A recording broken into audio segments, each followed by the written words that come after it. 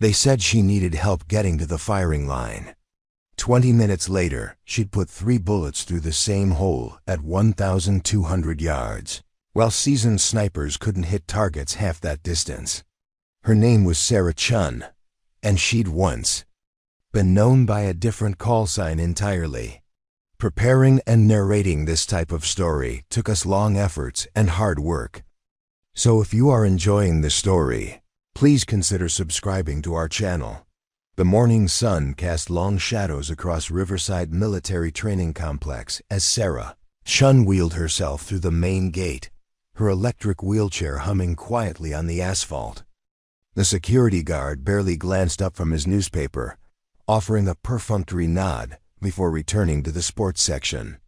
Sarah had grown accustomed to being overlooked, invisible in plain sight, just another disabled veteran visiting the facility. For what most assumed was recreational therapy or basic marksmanship classes designed to boost morale rather than develop genuine skill, her wheelchair was a top-of-the-line model, titanium frame with precision bearings that moved with whisper quiet. Efficiency. Most people saw only the chair, their eyes sliding past the woman who operated it with the same methodical precision she brought to everything else in her life. Sarah wore simple civilian clothes, dark jeans and a plain navy sweater, her black hair pulled back in a practical ponytail. At 38, she maintained the lean build of someone who took physical fitness seriously despite the limitations imposed by her paralyzed legs. The complex housed various training facilities for active military personnel, law enforcement agencies, and qualified civilian contractors. Its crown jewel was the precision shooting range, where some of the military's finest marksmen came to maintain and improve their skills. Sarah had been coming here twice a week for the past 6 months, always signing up for the basic recreational sessions rather than the advanced tactical training that attracted serious shooters. The intake clerk, Jessica Martinez, had processed Sarah's paperwork dozens of times, but still felt compelled to ask the same patronizing questions each visit. "Will you need assistance getting to the range today, Mrs. Chun? I can have someone help you with equipment setup." Her tone carried the careful, overly helpful inflection people used when addressing those they perceived as fundamentally limited. Sarah smiled politely, the same patient expression she'd perfected over years of similar interactions. "I'll manage fine, thank you. Just the usual lane assignment." She signed the liability waivers with practiced efficiency, her handwriting crisp and confident, despite the slight tremor that occasionally affected her hands. A lingering reminder of the explosion that had changed her life forever. The recreational shooting bay occupied the complex's east wing, separated from the professional training areas by both physical barriers and unspoken social hierarchies. Here, weekend warriors and rehabilitation participants practiced basic marksmanship under the supervision of instructors who viewed their assignments as babysitting duty rather than serious training responsibilities. The targets rarely extended beyond 300 yards, and most participants struggled to achieve consistent accuracy even at that modest distance. Sarah navigated her wheelchair between the shooting benches with fluid movements that spoke of long practice. She'd learned to anticipate the slight weight shifts and balance adjustments needed to maneuver smoothly, developing an almost supernatural awareness of spatial relationships and physical dynamics. These skills, honed through necessity, translated into other areas in ways most people never noticed or understood. Instructor Mike Thompson was holding court near the equipment counter, regaling a group of new shooters with exaggerated stories about his tour in Iraq. Thompson had served honorably but had never seen combat, spending his deployment processing supply requisitions at a secure base hundreds of miles from any hostile activity. His tales grew more elaborate with each telling, transforming routine convoy escorts into harrowing firefights and administrative duties into covert operations.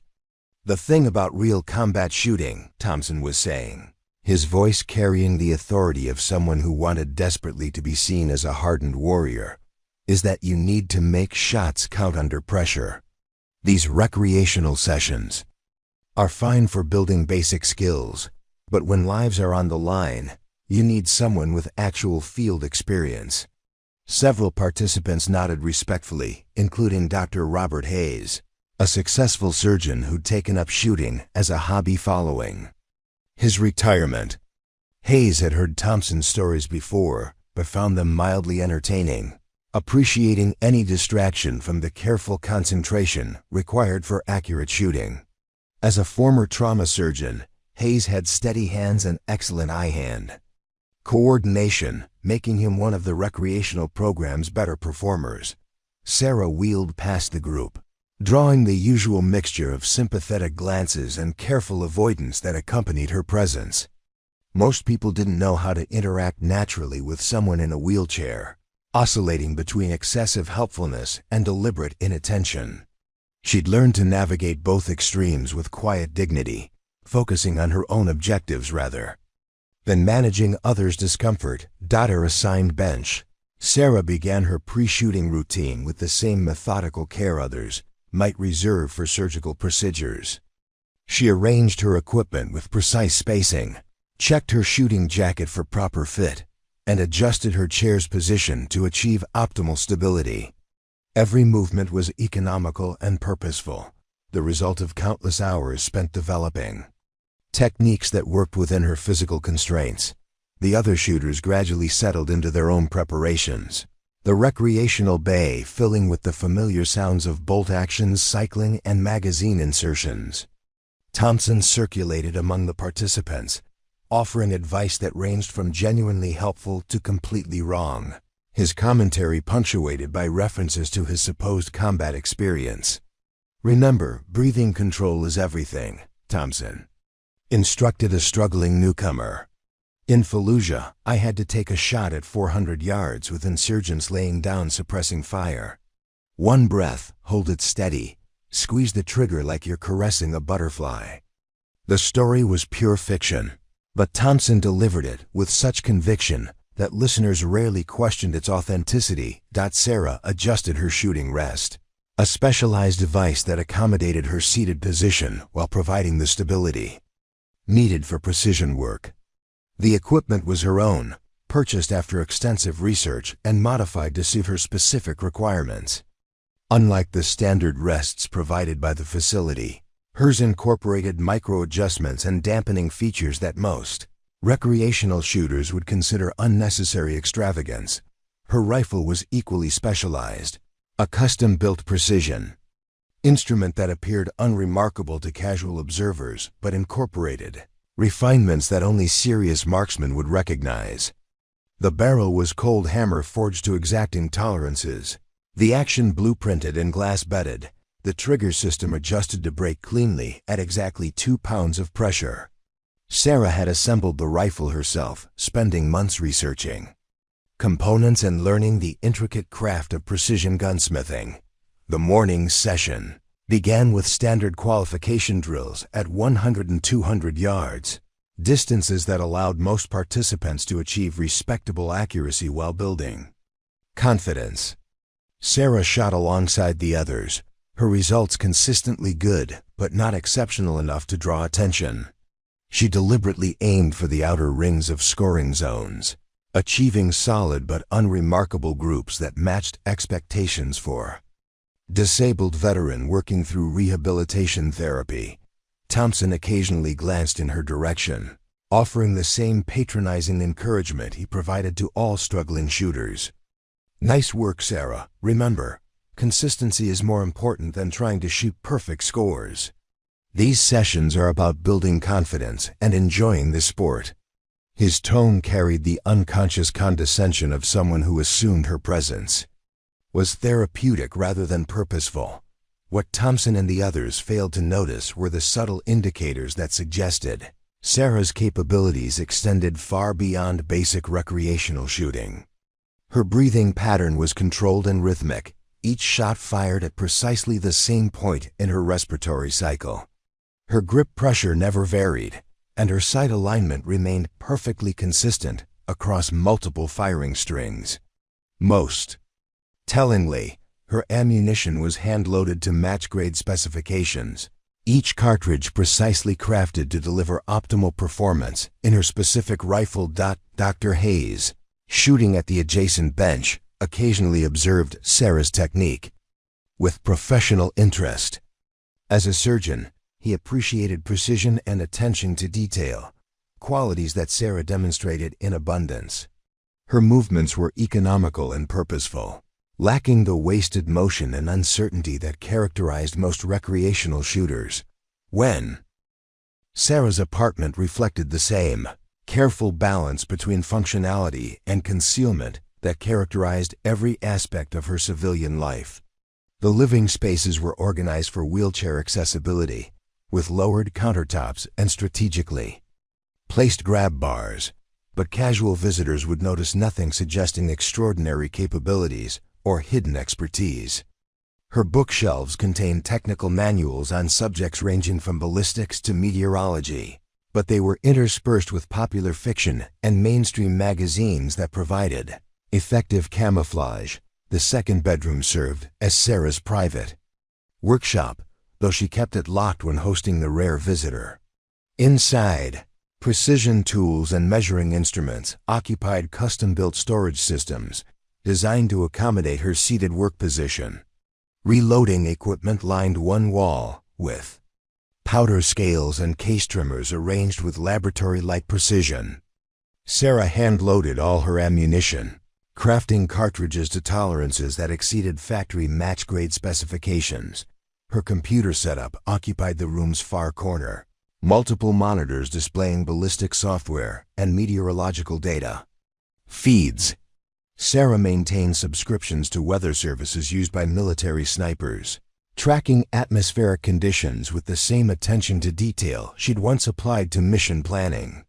The software calculated firing solutions for distances and conditions far beyond anything available at civilian shooting ranges, but she continued running scenarios as mental exercises to maintain proficiency.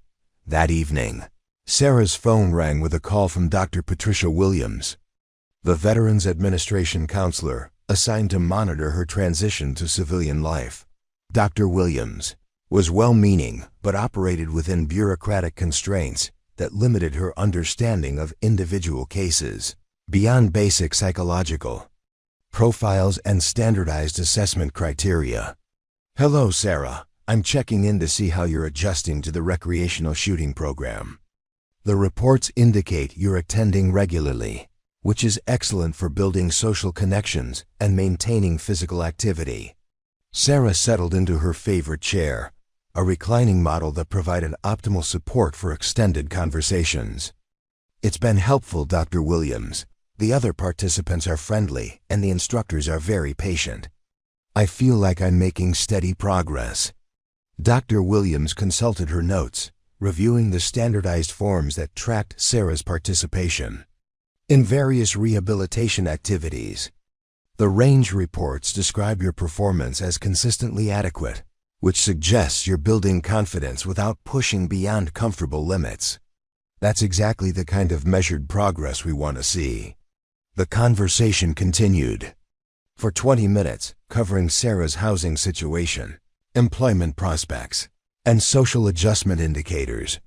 Dr. Williams maintained professional optimism while documenting responses that would be used to evaluate Sarah's long-term care needs and disability compensation levels.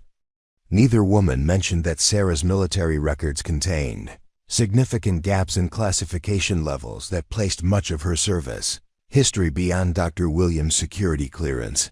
After ending the call, Sarah wheeled to her workshop and began cleaning the rifle she'd used that morning. The process was meditative, each component receiving attention that went far beyond functional necessity. She'd learned weapon maintenance in environments where equipment failure meant death, developing habits that persisted long after the immediate threats had ended. The rifle's barrel showed minimal copper fouling despite the day's shooting, testament to both the quality of her ammunition and the precision of her cleaning regimen. Sarah used a bore scope to inspect the rifling, checking for erosion patterns that might affect accuracy at extended ranges. The barrel had several thousand rounds through it, but remained well within acceptable wear parameters for match grade. Performance. Her phone buzzed with a text message from an unknown number, the kind of random contact that occasionally penetrated her carefully maintained privacy. Saw you at the range today. Impressive shooting for someone just starting out. Would you be interested in some advanced training opportunities? Sarah studied the message for several minutes before deleting it without response.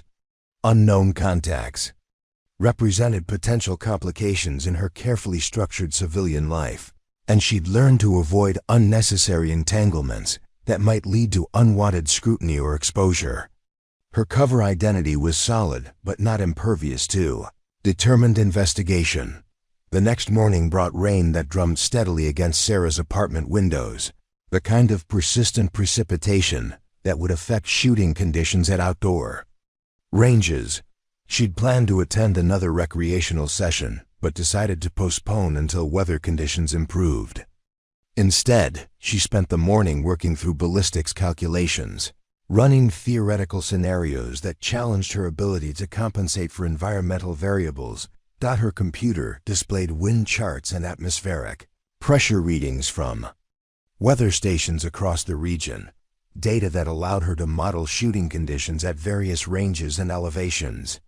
Sarah input hypothetical target distances and environmental parameters, calculating firing solutions with the same precision she'd once applied to actual combat situations. The exercises maintained her mental sharpness while providing safe outlets for skills that couldn't be fully displayed in civilian settings. Around noon, Sarah received another call from an unexpected source. Sergeant Major David Chun, no relation despite the shared surname, was a career soldier assigned to the Riverside Complex's Advanced Training Division. His voice carried the authoritative tone of someone accustomed to being taken seriously, though he was calling in unofficial capacity. Miss Chun, I hope you don't mind me contacting you directly. I obtained your number from the recreational program's registration files. I've been observing some of the civilian shooting sessions, and I noticed your technique suggests more advanced training than most participants receive. Sarah chose her words carefully, maintaining the cautious demeanor appropriate for someone protecting hard-won privacy. I've had some instruction over the years, Sergeant Major. Nothing too formal, just basic fundamentals and safety procedures. Chun's response indicated he wasn't entirely convinced by her deflection. Your equipment choices and shooting form suggest someone with access to high-level training resources. I'm wondering if you might be interested in participating in some of our more advanced programs. We have specialized sessions for law enforcement and qualified civilians that might better match your capabilities. The conversation represented exactly the kind of attention Sarah had been working to avoid. Recognition of her abilities could lead to questions about her background, potentially exposing the carefully constructed cover story that protected her true identity. She needed to discourage further inquiry without appearing defensive or suspicious. I appreciate the offer, Sergeant Major, but I'm comfortable with the recreational sessions for now. They provide the right level of challenge without creating unnecessary pressure. I'm still adjusting to civilian life and prefer to take things gradually. Chun accepted her response professionally, though his tone suggested he remained curious. About her background, I understand completely. The offer remains open if you change your mind. Sometimes the recreational programs don't provide sufficient challenge for shooters with your level of preparation. After ending the call, Sarah realized her careful performance at the range was beginning to attract the wrong kind of attention. She'd been attempting to blend in by demonstrating competent but unremarkable shooting skills, but even her restrained performance was apparently sophisticated, enough to suggest advanced training to experienced observers. The rain continued through the afternoon, providing background sound as Sarah reviewed her approach to maintaining cover while continuing to visit the shooting complex. She needed the practice sessions to maintain proficiency, but she also needed to avoid arousing suspicion.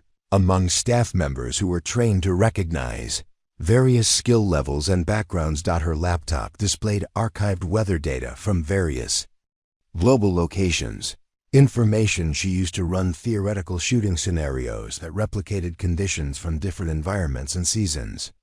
Sarah input parameters from mountainous regions, desert environments, and coastal areas, calculating firing solutions that accounted for altitude effects, temperature variations, and humidity influences on bullet trajectory. These mental exercises served multiple purposes beyond simple skill maintenance. They kept her analytical abilities sharp while providing intellectual challenges that helped combat the isolation and purposelessness that affected many disabled veterans transitioning to civilian life. The calculations required intense concentration and complex problem-solving, engaging cognitive functions that civilian recreational activities rarely demanded. That evening, Sarah attended a support group meeting for disabled veterans, a monthly gathering held at the Pine Valley Community Center. The sessions were facilitated by Dr. Robert Martinez, a retired Army psychologist who specialized in helping former military personnel adjust to life after service-connected injuries. The group included veterans from various conflicts and service branches, united by shared experiences of physical limitation and social adjustment challenges. The meeting followed a familiar format, with participants sharing recent experiences and discussing coping strategies for common problems. Sarah generally remained quiet during discussions, contributing only when directly asked about specific topics. Her fellow group members knew her as a former logistics specialist who'd been injured in a vehicle accident, a cover story that explained her disability while avoiding details about combat service or specialized training. Tonight's discussion focused on recreational activities and their role in maintaining mental health during the transition to civilian life. Several members described their involvement in adaptive sports programs, community volunteer work, and hobby groups that provided social connections and purpose beyond disability-focused activities. "I've been going to a shooting range," Sarah mentioned when asked about her recent activities. "It's been helpful for building routine and getting out of the apartment regularly. The other participants are friendly, and the instruction is very patient." Dr. Martinez nodded approvingly, recognizing the therapeutic value of structured activities that provided measurable progress and social interaction. "That's excellent, Sarah. Many veterans find shooting sports helpful for maintaining focus and developing new social connections. Are you enjoying the technical aspects of marksmanship?"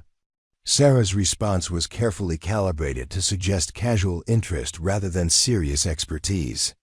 "It's more complicated than I expected, but I'm learning gradually." The instructors emphasize safety and basic fundamentals before moving to more advanced techniques. Other group members shared their own experiences with various recreational activities, describing the challenges and benefits of adapting former interests to current physical capabilities. The conversation was supportive and encouraging, though Sarah noticed that most participants' activities remained well within conventional expectations for disabled individuals. After the meeting, Sarah drove home through quiet suburban streets, her modified vehicle's hand controls operating smoothly despite the continued rain. She'd been attending the support group for 8 months, maintaining connections that provided both social contact and protective camouflage for her civilian identity. The other members saw her as a fellow veteran working through standard adjustment challenges, never suspecting the extraordinary background she'd carefully concealed.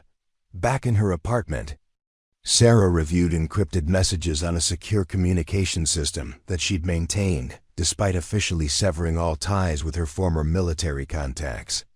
The messages contained no operational information, just periodic check-ins from colleagues who wanted to ensure her continued safety and well-being. She responded with brief confirmations that provided no details about her current activities or location. Communication system represented her only remaining connection to a world she'd left behind, a safety net that could be activated if her civilian cover was ever compromised or if she needed extraction from dangerous situations. Sarah hoped never to use it, but maintaining the capability provided psychological comfort during the isolation and uncertainty of her new life. Her evening routine concluded with equipment, maintenance, and preparation for the next day's activities. Sarah cleaned and inspected her everyday wheelchair, checking tire pressure and battery levels with the same attention to detail she applied to all mechanical systems. The chair was her primary mobility device, but she'd modified it with features that most users would consider unnecessary enhancements. The titanium frame incorporated reinforcement points that could withstand impacts beyond normal operational requirements. The electrical system included backup power supplies and redundant control circuits that ensured continued function, even if primary systems failed. Most significantly, the chair's storage compartments were designed to accommodate equipment and supplies that went far beyond standard mobility needs. These modifications reflected Sarah's inability to completely shed the operational mindset that had kept her alive during years of high-risk missions. She couldn't carry weapons or tactical equipment in civilian settings, but she'd adapted her preparedness philosophy to work within legal and social constraints while maintaining ready access to capabilities that might prove necessary under extreme circumstances. As rain continued falling outside her bedroom window, Sarah lay awake reviewing the day's events and planning future activities. She'd successfully maintained her cover identity while continuing to develop and maintain skills that defined her true capabilities. The balance was delicate and required constant attention, but she'd managed it successfully for months without major complications. Tomorrow would bring another day of careful performance, another opportunity to practice the art of being invisible while hiding in plain sight. Sarah Chun had become expert at appearing ordinary while concealing extraordinary capabilities, a skill that proved just as challenging and important as any she'd developed during her military career. The following Tuesday arrived with crisp autumn air that promised ideal shooting conditions, minimal wind and stable atmospheric pressure that would allow for precise long-range work. Sarah arrived at the Riverside Complex 30 minutes before the recreational session began, using the extra time to observe the facility's morning routines and personnel patterns. She developed this habit during her first weeks at the complex, gathering intelligence about operations and security procedures with the systematic thoroughness that had characterized her military career. Today's session would include several new participants, including Detective Maria Santos from the Pine Valley Police Department and retired Marine Staff Sergeant William Parker. Santos had enrolled in the recreational program to improve her marksmanship skills for annual department qualifications, while Parker was using shooting sports as physical therapy following surgery to repair shrapnel damage in his shoulder. Both brought legitimate firearms experience that would elevate the session's overall skill level.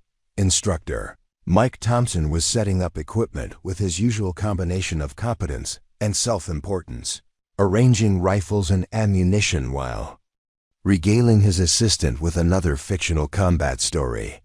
Today's tale involved urban warfare in Mosul, complete with detailed descriptions of room clearing techniques and close-quarters combat that Thompson had never actually experienced.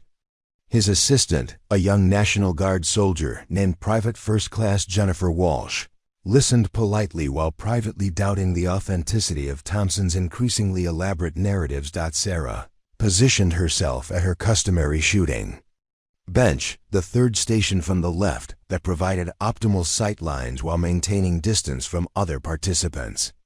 She'd chosen this location carefully during her first visit, analyzing angles and positions with tactical awareness that most recreational shooters would never consider necessary.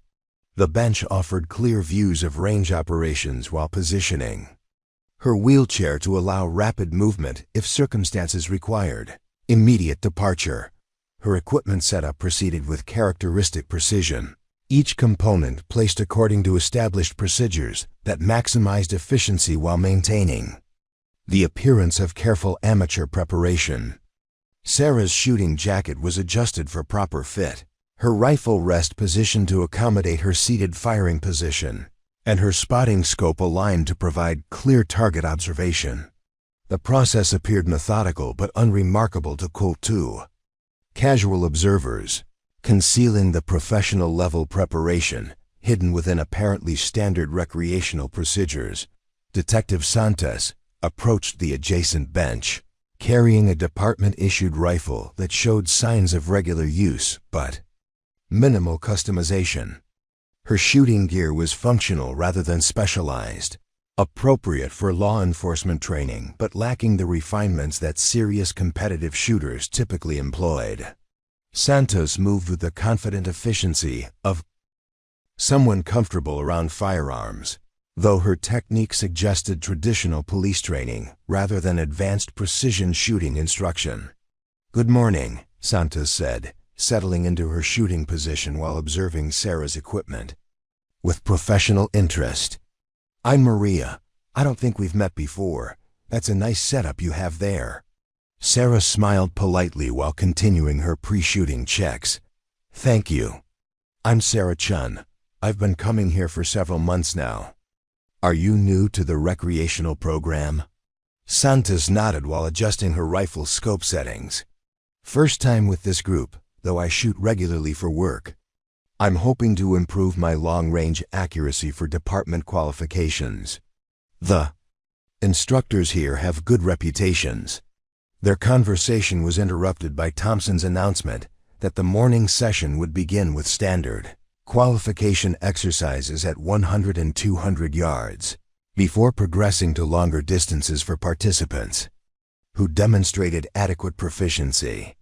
The format was typical for recreational sessions, designed to build confidence while ensuring safety standards were maintained throughout the training period. Staff. Sergeant Parker had positioned himself at the far end of the firing line, his movements careful and deliberate as he worked around the limitations imposed by his recent surgery. Parker's rifle was a precision-built instrument that clearly exceeded recreational program standards, suggesting serious competitive shooting experience or advanced military training. His shooting jacket bore patches from various marksmanship competitions, indicating achievements that placed him well above average amateur skill levels. Thompson began the session with his standard safety briefing, covering fundamental rules and range procedures with the kind of repetitive emphasis that suggested he delivered the same presentation hundreds of times. Sarah listened attentively despite knowing the material better than the instructor, maintaining her carefully constructed image as a dedicated student, absorbing important information. "Remember, the key to accurate shooting is consistency," Thompson explained while demonstrating proper shooting positions. "Every shot should be fired using identical technique, from breathing patterns to trigger control." In Iraq, consistency was the difference between mission success and casualties among friendly forces. Private Walsh distributed targets and ammunition, while Thompson continued his instruction, explaining sight alignment procedures and trigger manipulation techniques with competent accuracy despite his fictional combat credentials. Sarah accepted her allotment of ammunition, standard military surplus rounds that were adequate for recreational shooting, but lacked the precision characteristics of match-grade cartridges. The first relay began with shooting at 100 yards, a distance that allowed most participants to achieve respectable accuracy while building confidence for longer-range challenges. Sarah's shooting position was textbook perfect, her rifle supported by the specialized rest while her body maintained optimal alignment and stability. Her breathing pattern settled into the controlled rhythm that preceded precision shooting, though she was careful to avoid the deeper concentration state that might attract unwanted attention. Detective Santos proved to be a competent shooter, her groups clustering consistently in the target scoring zones, despite occasional flyers that indicated minor technique inconsistencies. Her police training was evident in her professional approach to equipment handling and safety procedures, though her shooting style reflected law enforcement priorities rather than precision. Marksmanship Development. Staff Sergeant Parker's performance immediately distinguished him from other recreational participants. His shots formed tight clusters that demonstrated advanced skill and extensive training. Each group smaller than most participants could achieve, even with careful preparation. Parker's technique was economical and efficient, lacking wasted motion or uncertainty that characterized amateur shooters. Sarah's own shooting was deliberately restrained. Her groups consistently good, but not exceptional enough to suggest capabilities beyond recreational standards. She placed her shots in predictable patterns that demonstrated competence without revealing the surgical precision she was capable of delivering. Each shot was carefully aimed to create the impression of steady improvement rather than concealed expertise. Thompson circulated among the shooters, offering advice and encouragement while privately noting performance levels for his post-session reports. Sarah received the same generic instruction he provided to all recreational participants, suggestions about breathing control and sight picture that she accepted graciously despite knowing techniques far more advanced than anything Thompson had ever learned. "Nice work, Sarah," Thompson commented while observing her target through binoculars. "Your groups are getting tighter each session. That's the kind of steady progress we like to see in the recreational program." The session progressed to 200-yard shooting, a distance that challenged recreational shooters while remaining within the capabilities of properly trained personnel. Sarah adjusted her scope settings with practiced efficiency, making corrections that appeared careful but unremarkable to observers unfamiliar with advanced ballistics calculations. Her scope's internal mechanisms were custom-tuned to provide repeatability far exceeding standard recreational requirements, though the modifications were invisible to casual inspection. At 200 yards, the skill differences between participants became more pronounced. Detective Santa struggled with the increased difficulty, her groups opening significantly as range and environmental factors complicated her sight picture and trajectory calculations. Several other recreational shooters experienced similar challenges, their confidence diminishing as misses became more frequent and group sizes expanded beyond acceptable standards.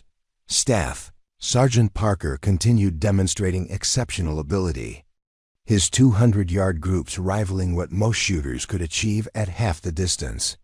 His experience was evident in how he read wind conditions and adjusted for environmental factors, skills that required extensive training and practice to develop. Thompson watched Parker's performance with obvious respect, recognizing abilities that exceeded his own despite years of recreational instruction, preparing and narrating. This type of story took us long efforts and hard work.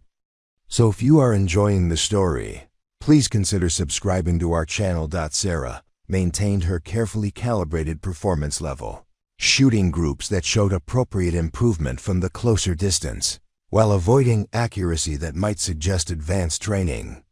Her shots formed respectable clusters that demonstrated competence and dedication without revealing the extraordinary precision she could deliver when circumstances warranted full application of her abilities. During a break between firing exercises, Private Walsh approached Sarah's bench with apparent curiosity about her equipment and technique. Walsh was a genuine enthusiast who appreciated quality equipment and professional shooting methods, making her naturally interested in the specialized gear that Sarah employed. "That's a really nice rifle rest," Walsh commented while examining Sarah's shooting setup. "I haven't seen that model before. It looks like it has some custom modifications." Sarah smiled while adjusting the rest's position for the next exercise.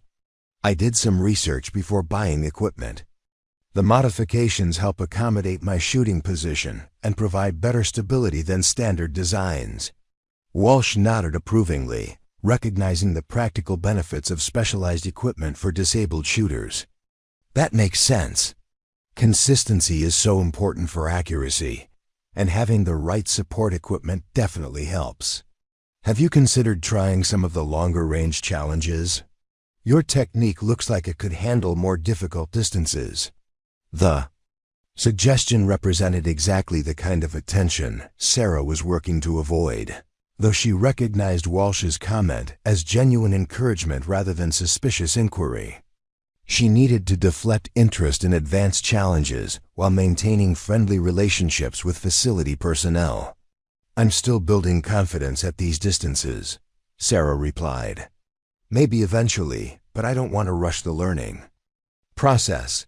The instructors emphasize patience and gradual progress. Thompson announced the session's final exercise would take place at 300 yards, the recreational program's maximum distance, and a range that challenged even experienced shooters. Several participants opted out of the long-range exercise, recognizing their limitations and preferring to end the session with successful shorter distance shooting rather than risk frustration at distances beyond their current capabilities.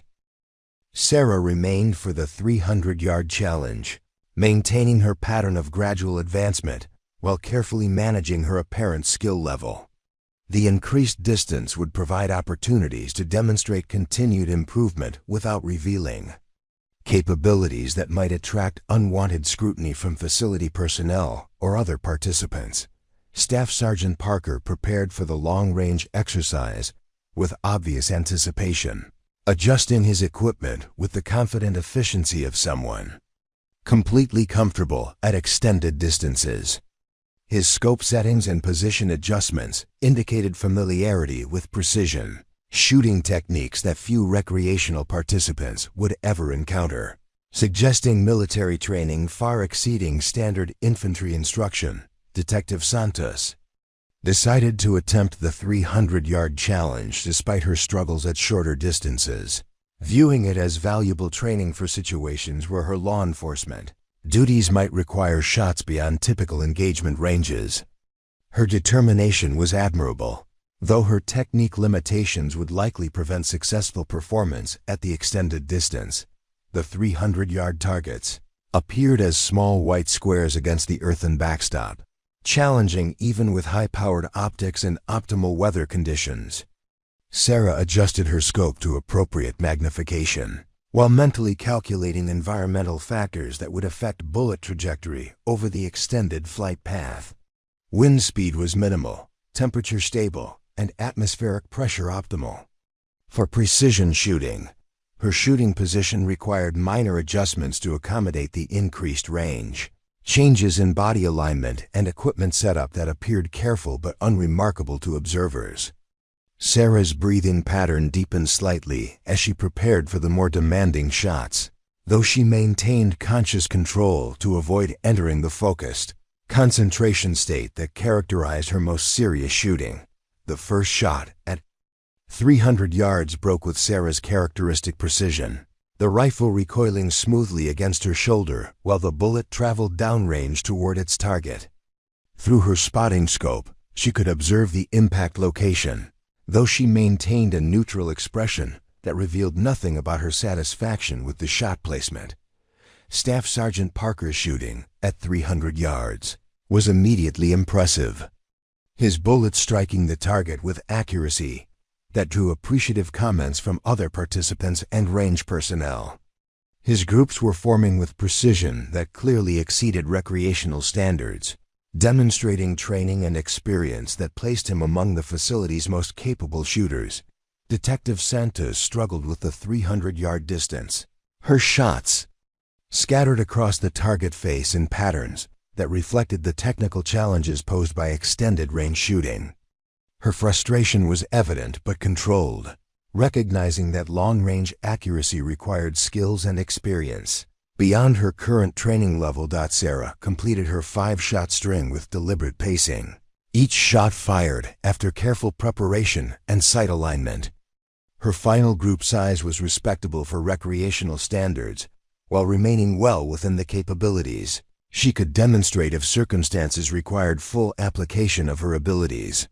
The balance between competence and concealment remained carefully maintained. As participants prepared to conclude the session, Thompson gathered targets for scoring and evaluation. Sarah's 300-yard performance would receive the same encouraging feedback he provided to all recreational shooters. Positive reinforcement designed to maintain participation and build confidence for future sessions. The morning had provided valuable practice opportunities while allowing Sarah to continue observing facility operations and personnel capabilities. Most importantly, she'd maintained her carefully constructed cover identity despite the presence of experienced shooters who might have recognized signs of advanced training in less careful performers. Staff Sergeant Parker approached Sarah's bench as she began packing her equipment, his expression suggesting genuine respect for her shooting performance and equipment choices. "You shoot very well for someone in the recreational program," he said quietly. "Your consistency suggests more training than most people get through standard instruction." Sarah accepted the compliment graciously while continuing her methodical equipment storage procedures. "Thank you. I've been working hard to improve my fundamentals.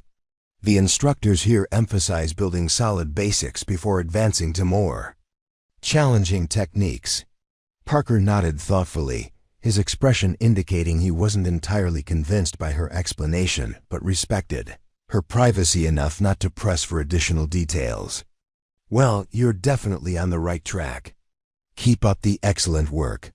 As Sarah wheeled toward the parking area, she reflected on the morning's successful performance and the careful balance she'd maintained between demonstrating competence and concealing extraordinary capabilities. The presence of genuinely skilled shooters like Parker had added complexity to her deception, but she'd navigated the challenges without compromising her cover identity. Tomorrow would bring new opportunities to practice her most important skill: hiding in plain sight while maintaining readiness for situations that might require revelation of her true capabilities. Sarah Chun had mastered the art of being invisible among those who thought they could see everything, an achievement that required constant vigilance and perfect execution. The week following, Sarah's encounter with Staff Sergeant Parker brought an unexpected development that would test her carefully maintained cover in ways she hadn't anticipated.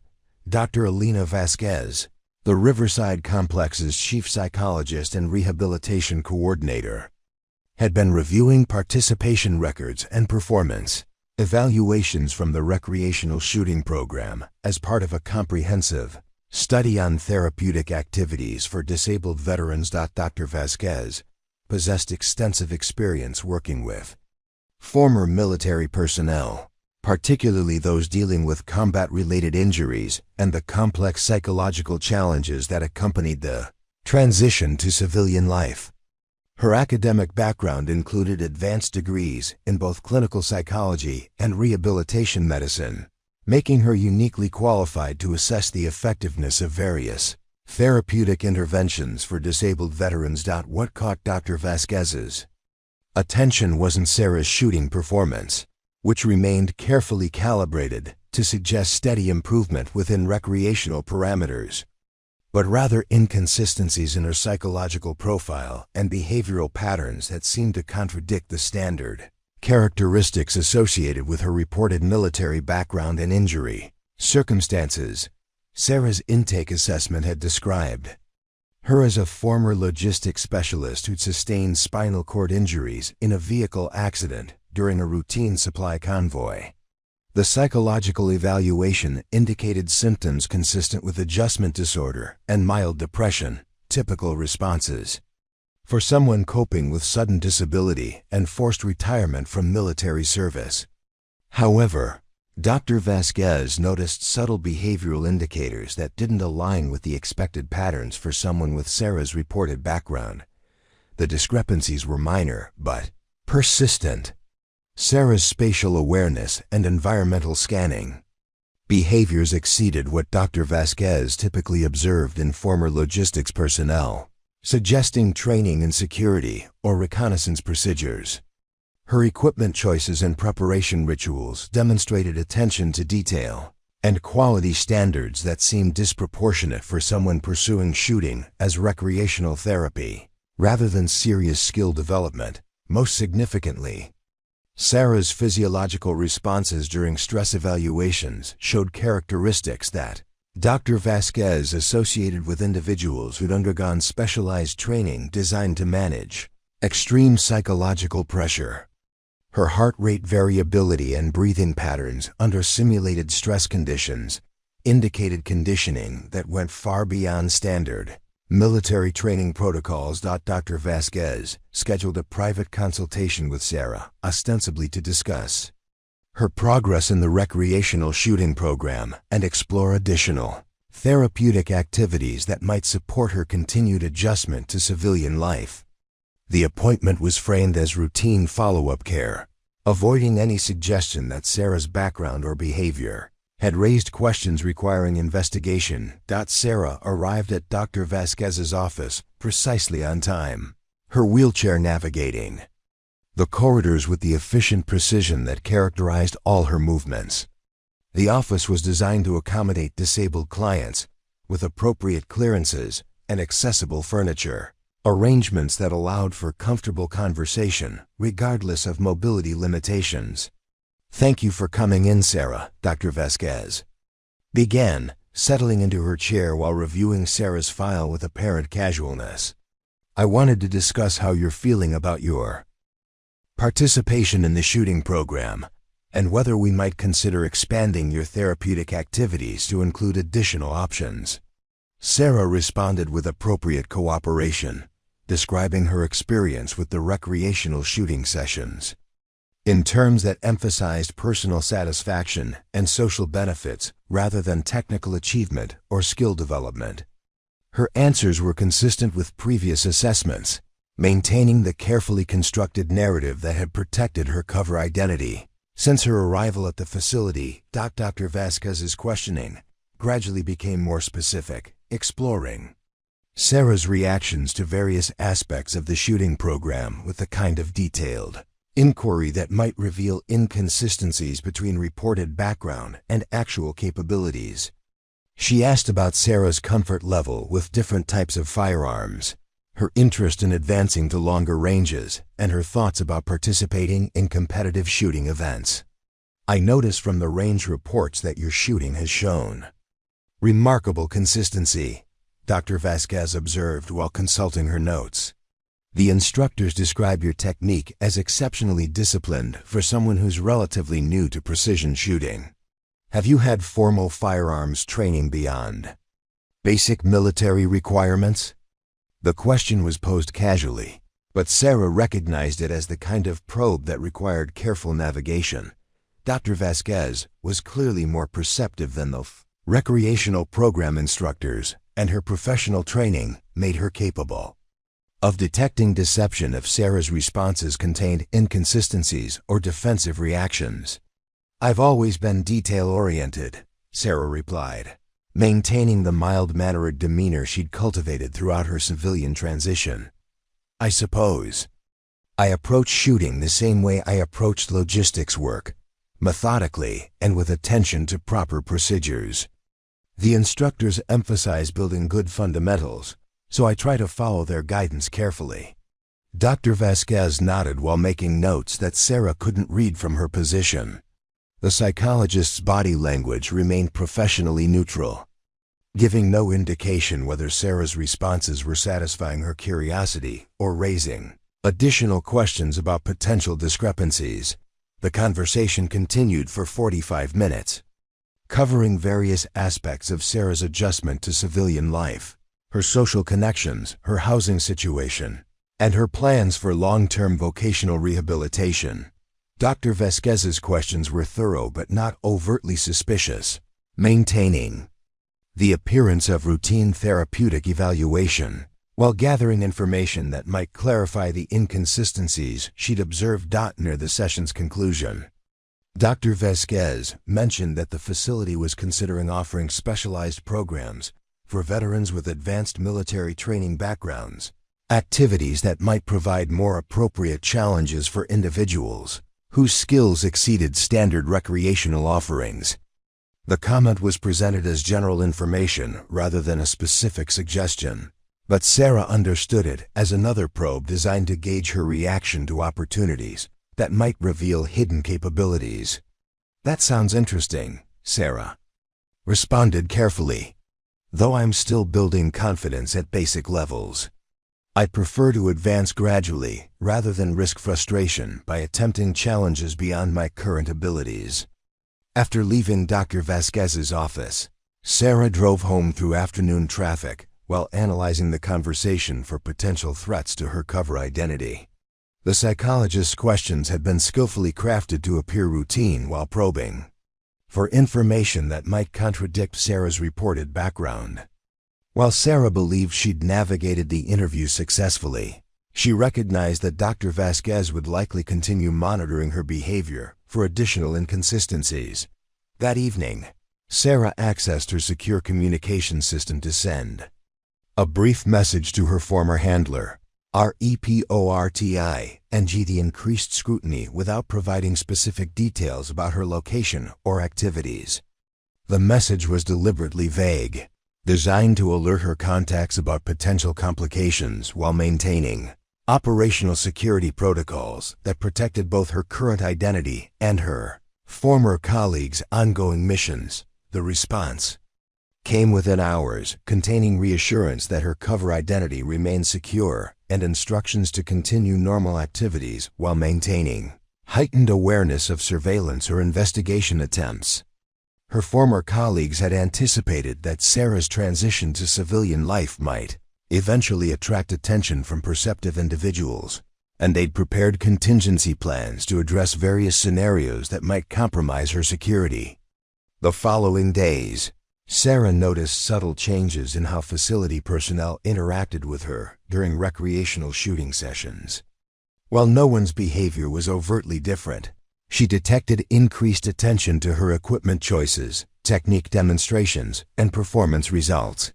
Staff members who'd previously treated her with routine courtesy now seemed more observant.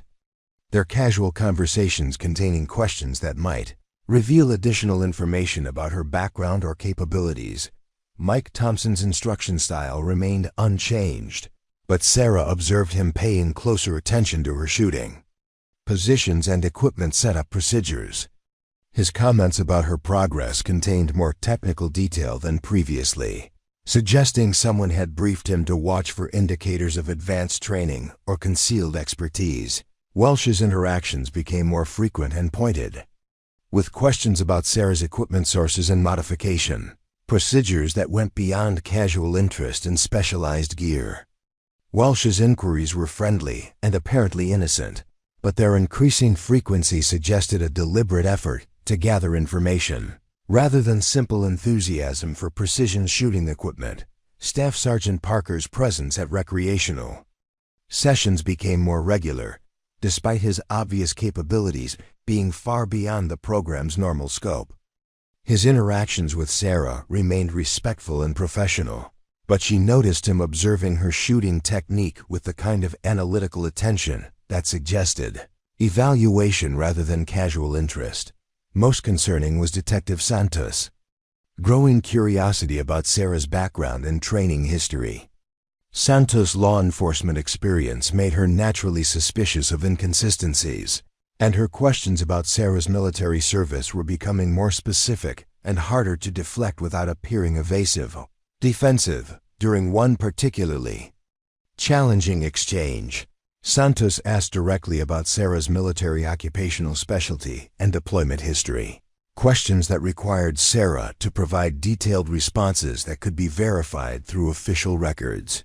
If Santos chose to conduct formal inquiries, Sarah's answers were consistent with her cover identity, but she recognized that determined investigation by someone with law enforcement resources could potentially expose discrepancies in her fabricated background.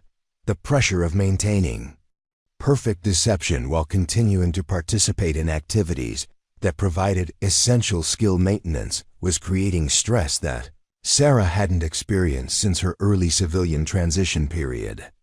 Every interaction required careful calculation, every response measured to maintain consistency with her established identity while avoiding reactions that might suggest concealed capabilities or false information. Sarah's evening routine expanded. to include more extensive review of her cover identity details, ensuring that she could respond consistently to any questions about her reported background, military service, or injury circumstances. She practiced delivering biographical information with the kind of natural familiarity that only came from extensive rehearsal. Preparing for more intensive scrutiny that seemed increasingly likely, her secure communication system received additional messages from former colleagues, providing updated guidance for managing increased attention while maintaining cover effectiveness. The messages contained contingency procedures for various scenarios, from simple relocation to emergency extraction if her identity became completely compromised. Despite the growing complications, Sarah continued attending recreational shooting sessions and maintaining her carefully calibrated performance level. The facility provided irreplaceable opportunities for skill maintenance, and abandoning the program would likely attract more attention than continuing to navigate the increasing scrutiny with careful precision. Her equipment storage procedures became more stringent, with sensitive items relocated to secure locations that couldn't be easily discovered through casual investigation or routine facility security checks. Sarah's apartment was already arranged to withstand basic scrutiny, but she implemented additional security measures designed to protect truly compromising evidence of her background and capabilities. The careful balance between maintaining cover and preserving essential capabilities was becoming increasingly difficult to sustain. But Sarah had survived far more challenging situations through patience, preparation, and perfect execution of operational security procedures. Her current circumstances required the same disciplined approach that had kept her alive during years of high-risk missions behind enemy lines. As autumn deepened into winter, Sarah prepared for what might become the most challenging phase of her civilian transition, knowing that her carefully constructed new life might soon face its ultimate test of durability and effectiveness. The catalyst that would shatter Sarah's carefully maintained facade arrived on a frigid December morning when the Riverside Complex hosted its annual interagency training exercise. The event brought together law enforcement sniper teams, military precision shooting units, and elite tactical personnel from across the tri-state region for 3 days of competitive shooting and skills assessment at distances ranging from 300 to 1,500 yards. Sarah had planned to avoid the facility during the exercise, recognizing that the presence of highly trained marksmen would create unacceptable risks of exposure. However, fate intervened when Dr. Vasquez called with an urgent request that Sarah couldn't refuse without arousing immediate suspicion about her reluctance to be present during advanced shooting demonstrations. "I know this is short notice, Sarah, but we've had a cancellation in our volunteer coordinator position for the interagency exercise," Dr. Vasquez explained during their phone conversation. "The role involves managing equipment distribution and maintaining safety protocols during the competitive events. Your familiarity with range procedures and attention to detail make you perfect for the position." The assignment was presented as an honor and an opportunity for Sarah to contribute meaningfully to a prestigious event while gaining exposure to advanced shooting techniques that might inspire her own development. Refusing would have been possible, but would have required explanations that might draw unwanted attention to her desire to avoid scrutiny from expert marksmen. Sarah accepted the position, while internally calculating the additional risks and preparing contingency plans for managing exposure to shooters, whose expertise might allow them to recognize signs of her concealed capabilities. The volunteer role would require her to be present throughout the exercise, observing and interacting with some of the military's most accomplished precision shooters. The exercise began before dawn with equipment inspections and range setup procedures that transformed the facility into a professional-grade precision shooting venue. Temporary towers provided elevated shooting positions, while advanced target systems allowed for immediate feedback on shot placement at extended ranges. The atmosphere was completely different from recreational sessions, charged with competitive intensity and professional focus. Sarah positioned herself at the equipment distribution station, checking out specialized gear to participating teams, while observing their preparation rituals with the detached interest appropriate for someone learning advanced techniques through observation. Her volunteer badge provided access to all areas of the facility, allowing her to witness shooting demonstrations that few civilians ever had. Opportunities to observe. The first day's competition focused on known distance precision shooting, with teams engaging targets at ranges from 600 to 1,000 yards, under standardized conditions that eliminated variables like wind estimation and range calculation.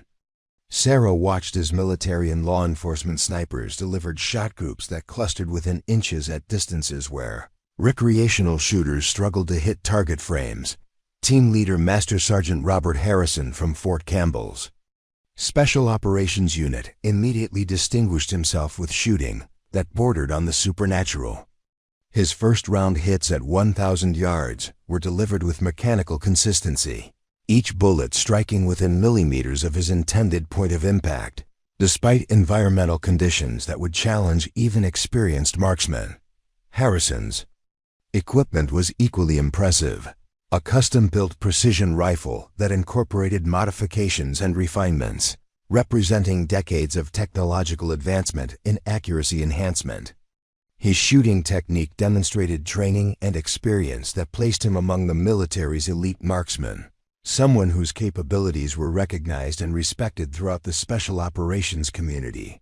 Detective Lieutenant Karen Walsh from the State Police Tactical Team proved equally formidable, her shooting characterized by surgical precision and absolute consistency across multiple firing positions and distances.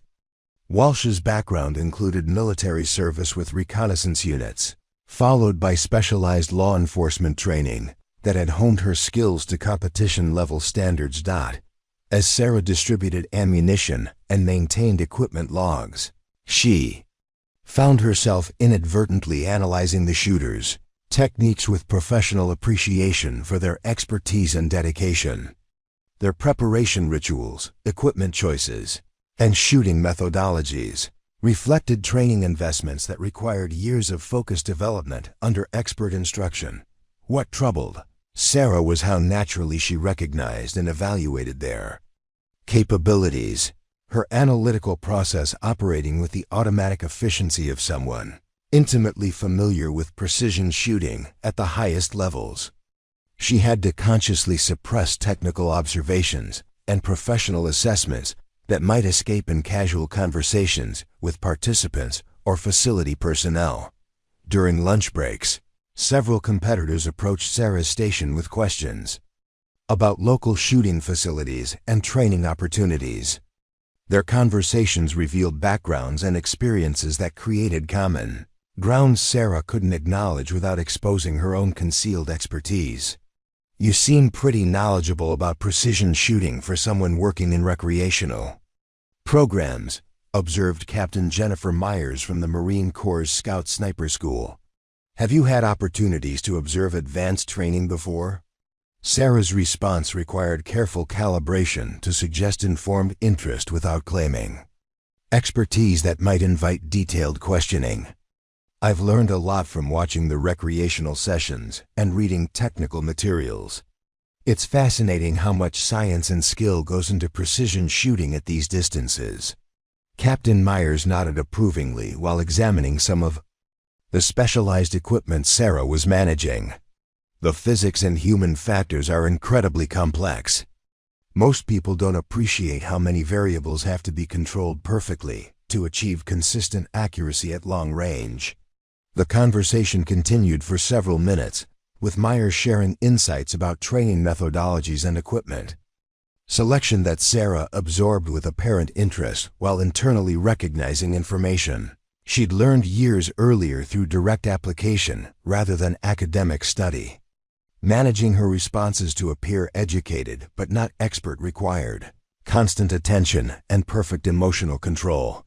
The second day's events included unknown distance shooting, where competitors had to estimate range and environmental conditions. Before engaging, targets placed at unmarked distances between 400 and 1,200 yards. This challenge tested not only shooting skills, but also the analytical capabilities and field experience that separated truly elite marksmen from merely competent shooters. Sarah's volunteer duties included operating spotting scopes and recording shot impacts for competitors who requested assistance with target observation. The role provided an excellent vantage point for observing advanced shooting techniques while maintaining the appearance of someone learning through exposure rather than applying concealed expertise. Master Sergeant Harrison's performance during unknown distance shooting was particularly impressive, his range estimations and environmental calculations proving accurate enough to achieve first-round hits on targets whose distances he'd never been told. His methodology was systematic and efficient, incorporating observation techniques and analytical processes that Sarah recognized from her own training and operational experience. Detective Lieutenant Walsh demonstrated equally sophisticated capabilities, using terrain features and atmospheric observation to calculate firing solutions that proved devastatingly accurate across multiple target engagements. Her approach reflected training that went far beyond standard law enforcement requirements, suggesting specialized instruction in advanced precision shooting techniques. As Sarah observed these demonstrations, she found herself unconsciously applying the same analytical framework she'd once used to evaluate target conditions and calculate firing solutions under operational circumstances. Her mental processes operated with practiced efficiency, generating range estimates and environmental assessments that she had to consciously suppress rather than sharing with competitors who might wonder how a recreational program volunteer had developed such sophisticated understanding. Most challenging moment came when equipment malfunctions forced several competitors to request backup rifles from the facility's inventory. Sarah was tasked with helping them adjust unfamiliar weapons to achieve proper zero and optimal performance, a responsibility that required technical knowledge far exceeding what recreational program volunteers typically possessed. This scope tracking seems inconsistent, Captain Myers mentioned while struggling with a replacement rifle. I'm getting vertical dispersion that suggests mechanical problems with the elevation adjustment. Sarah examined the rifle with practiced efficiency, immediately identifying the source of the malfunction and the adjustments needed to correct it. Her diagnosis was accurate and her recommended solutions effective, but she realized too late that her response had demonstrated familiarity with precision rifle systems that contradicted her supposed background as a recreational shooting volunteer. "You really know your equipment," Myers observed with obvious surprise. That kind of technical troubleshooting usually requires extensive experience with precision rifle systems. Where did you learn so much about scope mechanics and rifle accuracy? Issues? The question hung in the air like a suspended blade, requiring an immediate response that could either preserve Sarah's cover or expose the inconsistencies that several people were beginning to notice. Her answer needed to be plausible while deflecting attention from capabilities that were becoming increasingly difficult to conceal. "I've been helping with equipment maintenance in the recreational program," Sarah replied carefully. "The range staff have been teaching me about common problems and basic troubleshooting procedures. I suppose I've picked up more than I realized." Myers accepted the explanation with apparent satisfaction, but Sarah noticed her making mental notes. That suggested the interaction would be remembered and possibly discussed with other participants. The incident represented exactly the kind of exposure Sarah had been working to avoid, a moment where her expertise had emerged despite careful attempts at concealment. The final day of competition included a team event where participants worked in pairs to engage multiple targets at varying distances under time pressure. The exercise was designed to simulate operational conditions where shooters had to coordinate their efforts while maintaining accuracy under stress and time constraints. Sarah's volunteer duties included timing the exercises and recording results, positioning her close enough to observe the team's communication patterns and tactical coordination. What she witnessed was a demonstration of training and teamwork that reflected thousands of hours of preparation and countless real-world applications of precision shooting skills. The winning team consisted of Master Sergeant Harrison and a Navy SEAL designated only as Petty Officer Thompson, whose partnership demonstrated the kind of seamless coordination that only developed through extensive shared experience under demanding conditions. Their shooting was flawless, but their communication and tactical awareness suggested backgrounds that went far beyond competitive marksmanship into operational applications, where such skills determined mission success and survival. As the exercise concluded with award ceremonies and final evaluations, Sarah began preparing for what she anticipated would be increased scrutiny from participants who'd observed her interactions throughout the 3-day event. Several competitors had noticed inconsistencies between her supposed recreational background and the technical knowledge she'd inadvertently displayed while performing volunteer duties. The drive home that evening provided time for Sarah to analyze the weekend's events and assess potential compromises to her cover identity. While she'd managed to avoid major exposure, the accumulated small incidents had created a pattern that perceptive individuals might recognize as suggesting concealed expertise rather than genuine amateur status. Her secure communication system contained urgent messages from former colleagues who'd been monitoring, unusual attention directed toward her identity and background.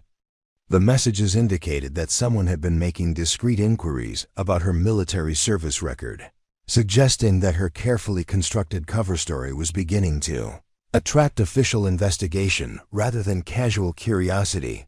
The 3-day exercise had provided valuable intelligence about current training methodologies and equipment developments, but the cost had been significant compromise of the operational security that had protected her civilian identity for nearly 2 years.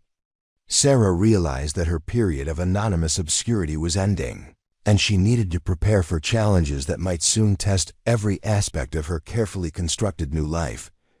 The morning after the interagency exercise concluded, Sarah received an unexpected phone call that would accelerate the unraveling of her carefully maintained cover.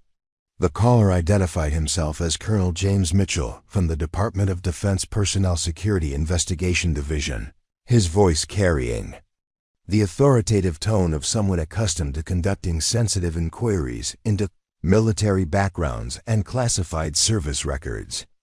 Ms. Chun, I'm calling regarding some discrepancies that have come to our attention concerning your military service record and current activities at the Riverside Training Complex.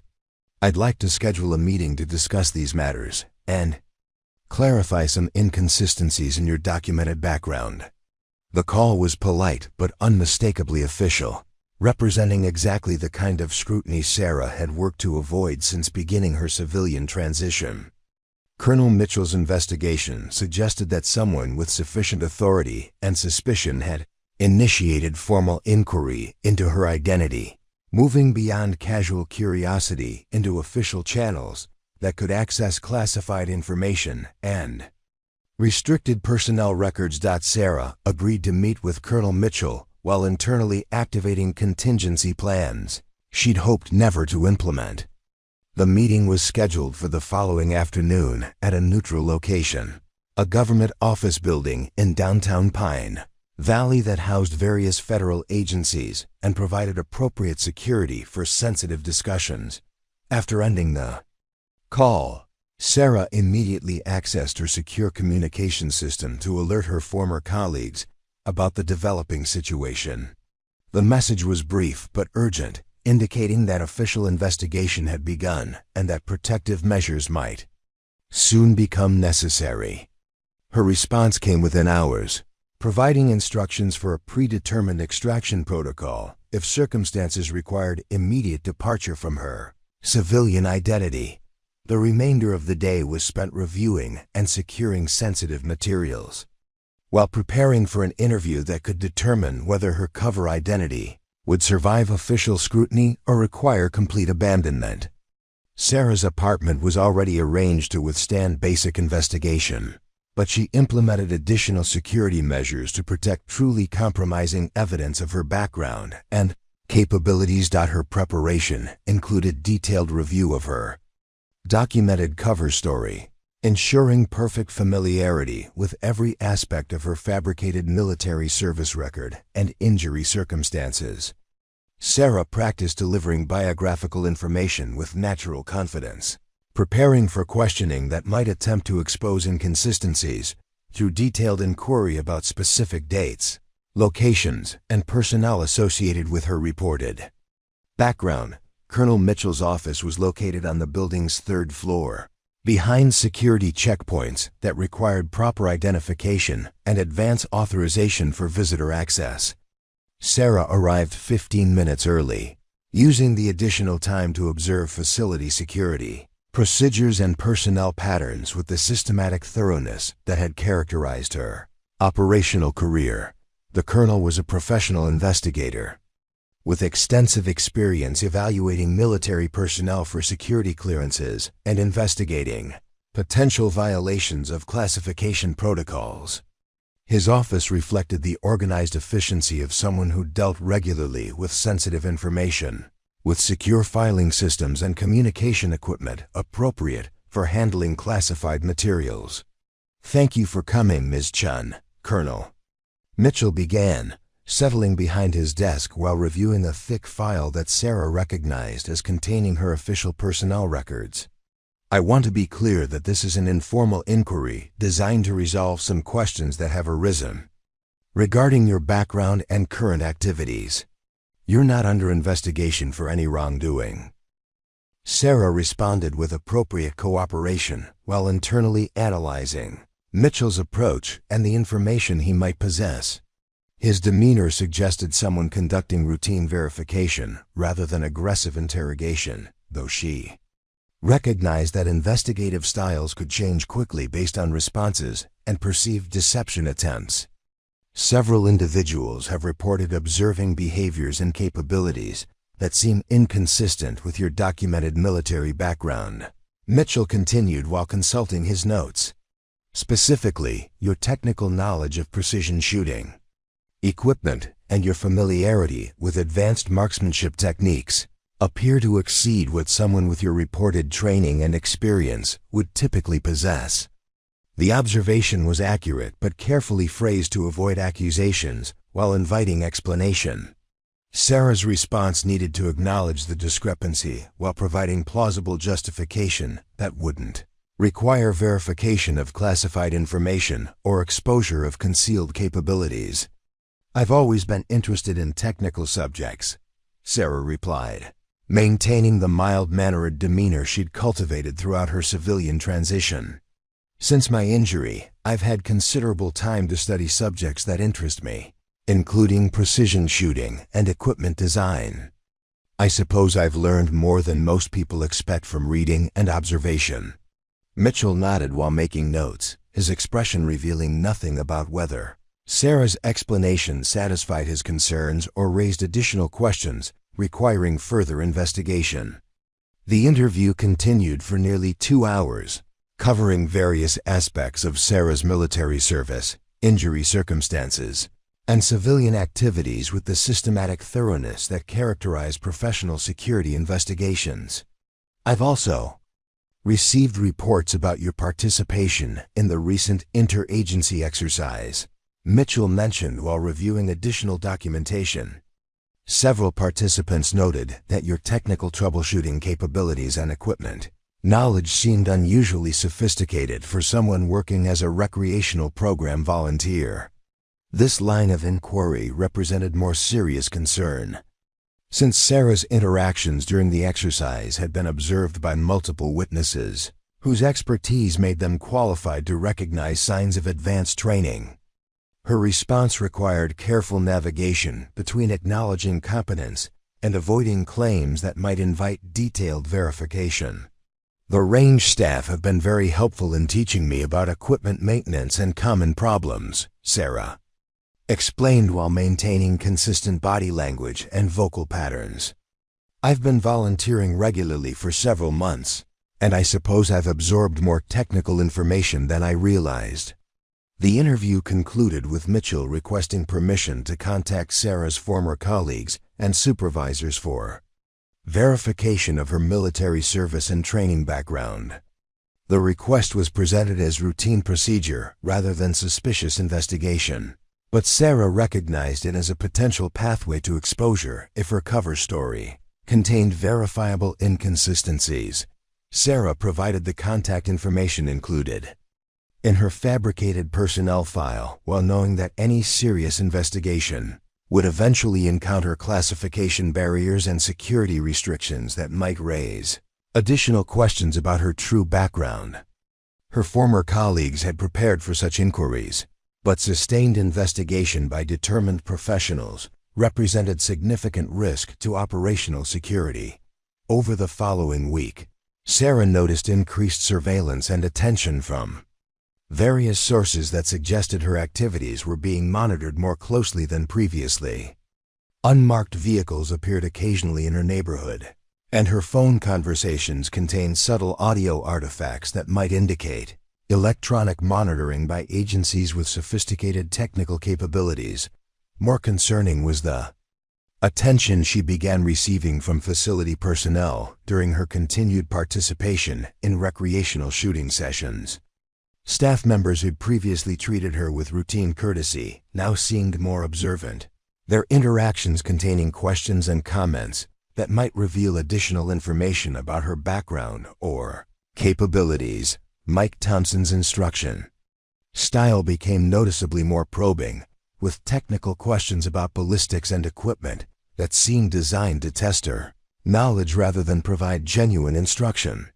His comments about her progress contained subtle challenges that invited responses, demonstrating expertise she couldn't reveal without exposing concealed capabilities.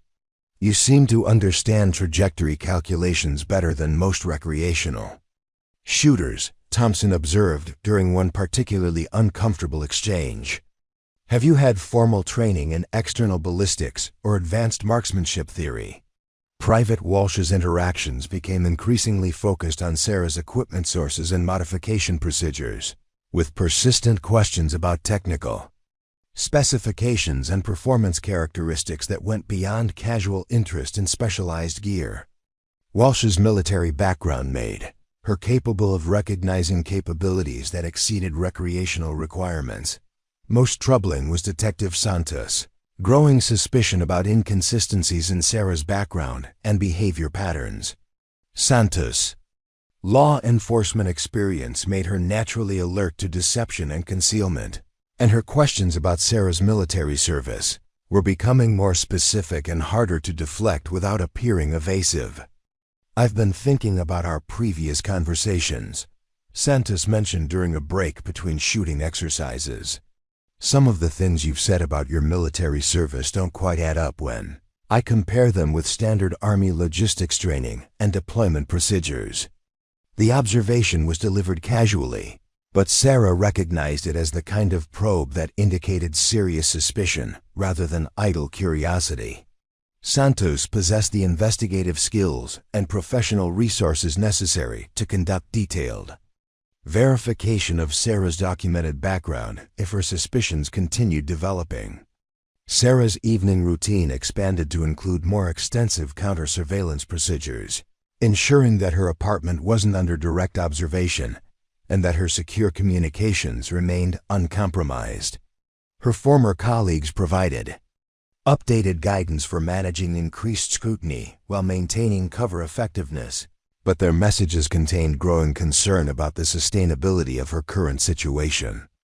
The pressure of maintaining perfect deception while continuing activities that provided essential skill maintenance was creating stress levels that Sarah hadn't experienced since her most challenging operational assignments.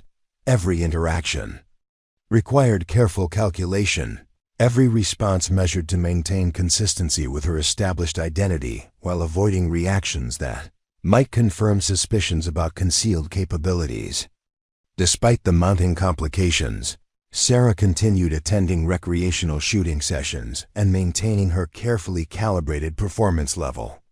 Abandoning the program would likely attract more attention than persisting through increased scrutiny, and the facility still provided irreplaceable opportunities for maintaining proficiency with skills that defined her professional identity. Her secure communication system received increasingly urgent messages from former colleagues who were monitoring official inquiries and informal investigations directed toward her identity and background. The messages contained contingency procedures for various scenarios, from simple relocation to emergency extraction if her cover became completely compromised. Sarah's equipment storage became more stringent, with sensitive items relocated to secure locations that couldn't be discovered through routine investigation or casual surveillance. Her apartment was already arranged to withstand basic scrutiny, but she implemented additional security measures designed to protect evidence that could definitively expose her true background and capabilities. As winter deepened and scrutiny intensified, Sarah prepared for what increasingly appeared to be an inevitable confrontation that would test every aspect of her operational training and personal resolve. The careful balance between maintaining cover and preserving essential capabilities was becoming impossible to sustain. But years of survival under extreme pressure had taught her that impossible situations often contained unexpected opportunities for those prepared to recognize and exploit them. The skills that had kept her alive during countless high-risk missions would soon face their ultimate test in an environment where the stakes were different but potentially just as decisive for her future survival and freedom. The breaking point arrived on a snow-covered Wednesday morning when Staff Sergeant Parker approached Sarah's shooting bench with an expression that immediately signaled the end of her carefully maintained deception. His movements carried the purposeful determination of someone who'd reached definitive conclusions about inconsistencies he'd been observing for weeks. "We need to talk," Parker said quietly, positioning himself to block casual observation of their conversation while maintaining the appearance of routine interaction between recreational shooters. "I know who you are, and I think it's time we stopped pretending otherwise." Sarah's hands continued their methodical equipment preparation while her mind rapidly assessed escape routes and defensive options available within the facility's constraints. Parker's tone wasn't threatening, but his military bearing and obvious expertise made him potentially dangerous if the conversation developed adversely to her interests. "I'm not sure what you mean," Sarah replied carefully, maintaining the mild confusion appropriate for someone genuinely puzzled by cryptic statements. "If there's something specific you'd like to discuss about the shooting program, I'm happy to listen." Parker's expression indicated he wasn't convinced by her deflection. 3 weeks ago, you identified a scope tracking problem that most armorers would have missed. Last week, you corrected someone's wind calculation using formulas that aren't taught in recreational programs. Yesterday, I watched you unconsciously scan for threats during a simple equipment demonstration. Each observation was accurate and damaging, representing the accumulated evidence that perceptive individuals could gather by watching carefully over extended periods. Sarah realized that Parker's military experience had made him capable of recognizing behavioral patterns and technical knowledge that contradicted her documented background. "I've been studying precision shooting techniques," Sarah responded, attempting to maintain her cover while recognizing that Parker's suspicions had progressed beyond casual curiosity into serious investigation. "Reading technical materials and observing advanced shooters has taught me more than I initially expected to learn." Parker shook his head while adjusting his rifle position to appear engaged in normal pre-shooting preparations. "I've been making discreet inquiries about your background. Your official service record shows gaps and inconsistencies that don't match standard military documentation procedures. More importantly, your behavioral patterns match profiles I've seen in special operations personnel." The conversation was approaching territory that could definitively expose Sarah's true identity if Parker possessed sufficient knowledge about classified operations or specialized training programs. Her response needed to discourage further investigation while avoiding reactions that might confirm his suspicions about her concealed background. "I'm not sure why you're asking these questions," Sarah said, allowing slight irritation to enter her voice for the first time since beginning her civilian transition. "My military service is documented through proper channels, and my current activities are completely legitimate. If you have specific concerns, perhaps you should discuss them with facility personnel rather than interrogating other participants." Parker's military training made him skilled at reading people under pressure, and Sarah's response seemed to satisfy him that direct confrontation wouldn't produce the information he was seeking. However, his expression indicated he remained convinced about her concealed capabilities and would likely continue investigating through alternative approaches.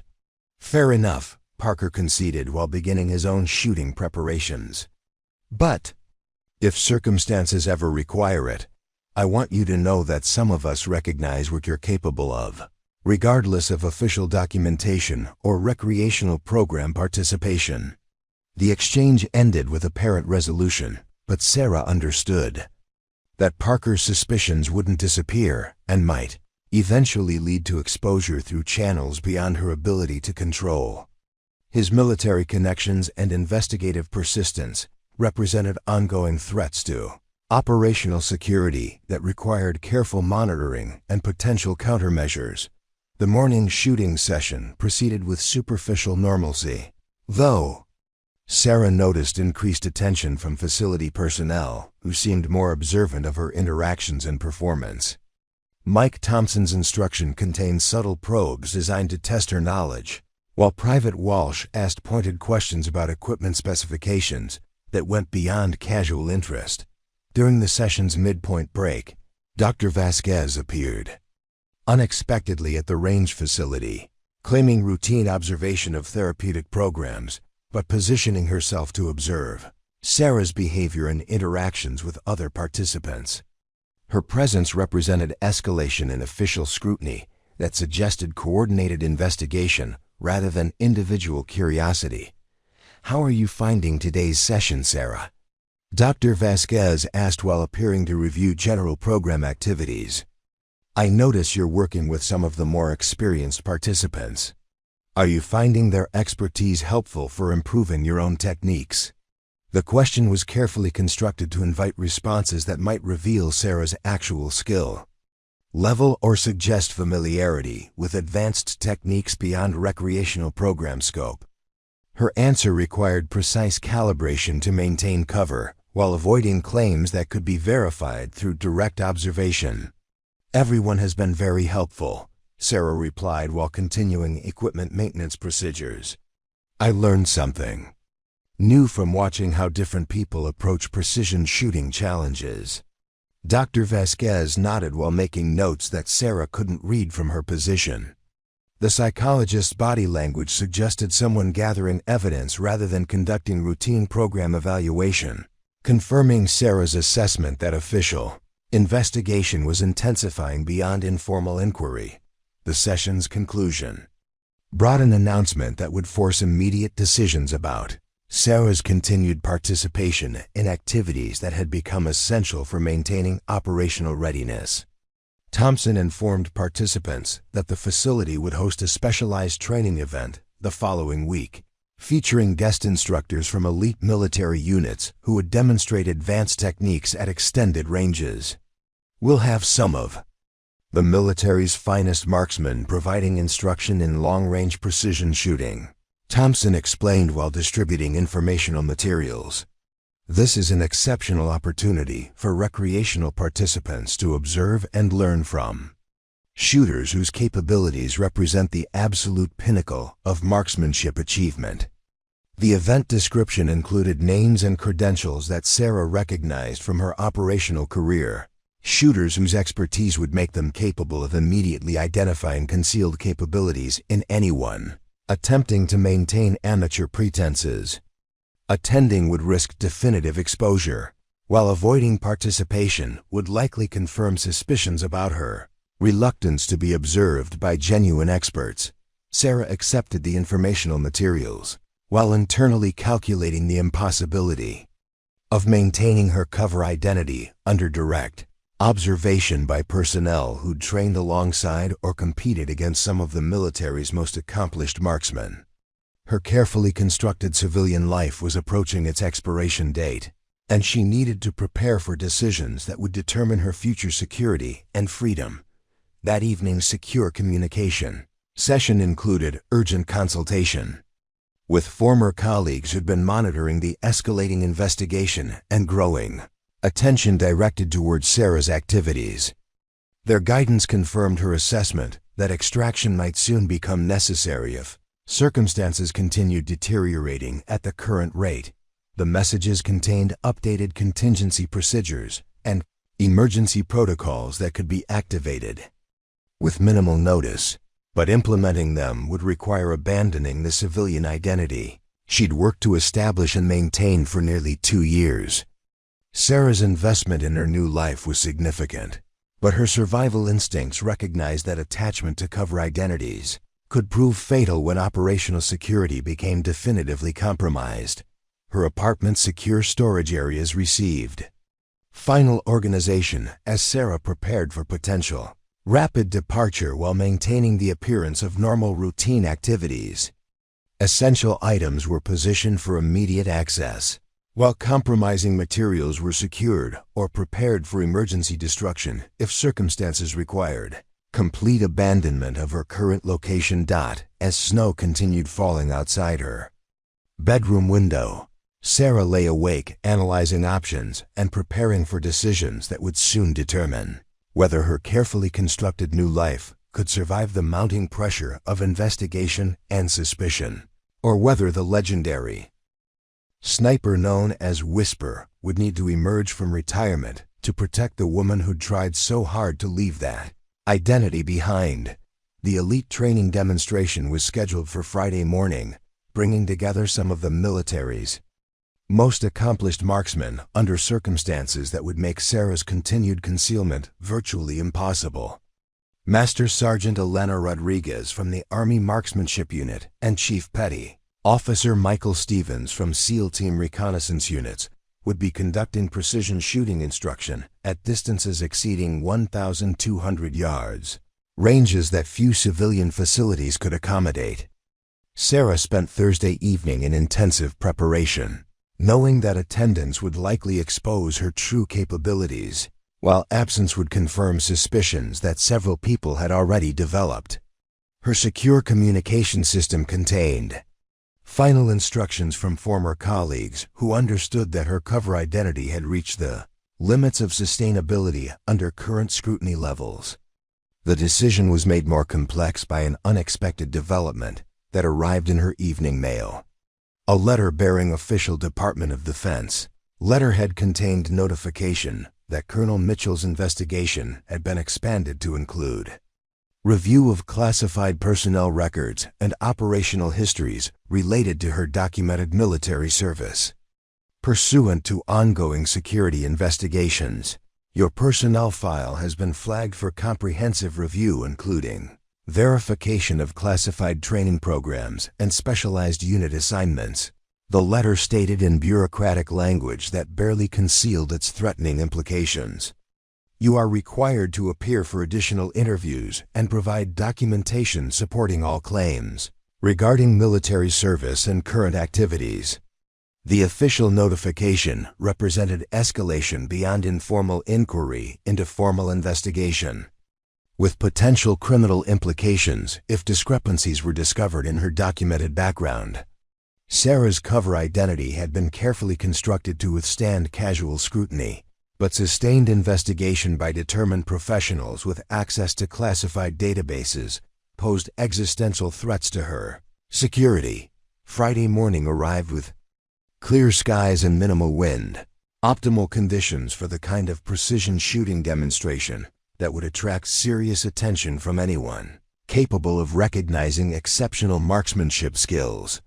Sarah arrived at the facility 30 minutes early, using the additional time to assess the day's setup and identify potential complications that might arise during the training session.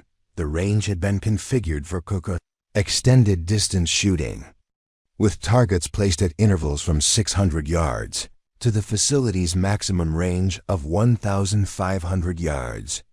Specialized equipment included high-powered spotting scopes, ballistics computers, and environmental monitoring instruments that provided real-time data on atmospheric conditions affecting long-range bullet trajectories. Master Sergeant Rodriguez was setting up demonstration equipment when Sarah arrived, her movements reflecting the professional competence of someone who'd spent decades perfecting precision shooting techniques under every conceivable condition. Rodriguez's reputation included victories in international military, marksmanship competitions, and service with specialized units whose missions required exceptional shooting skills. Chief Petty Officer Stevens was conducting preliminary range inspections, checking target positions and backdrop safety with the systematic thoroughness that characterized elite military training.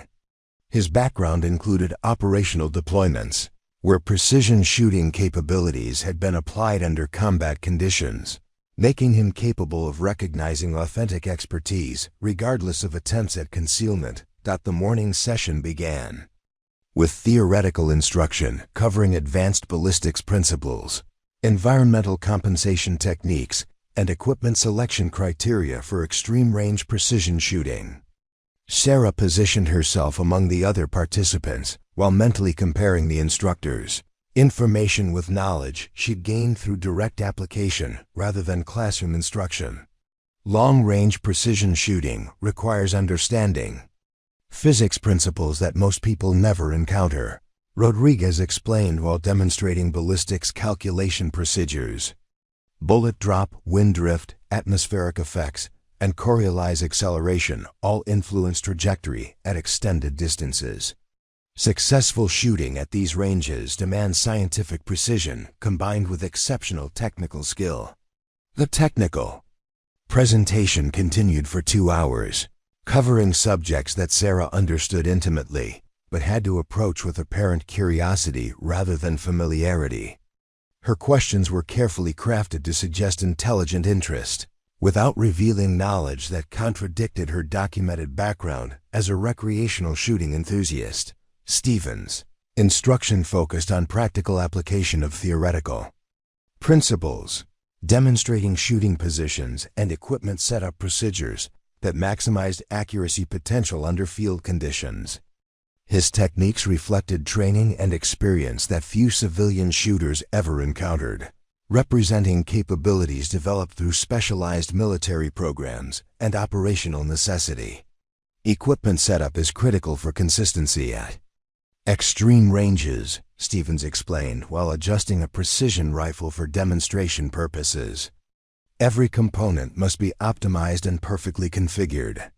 Scope mounting, stock adjustment, trigger refinement, and ammunition selection all contribute to overall system accuracy. Sarah observed the demonstrations with appropriate attention, while internally recognizing procedures she'd mastered years earlier through intensive training and practical application.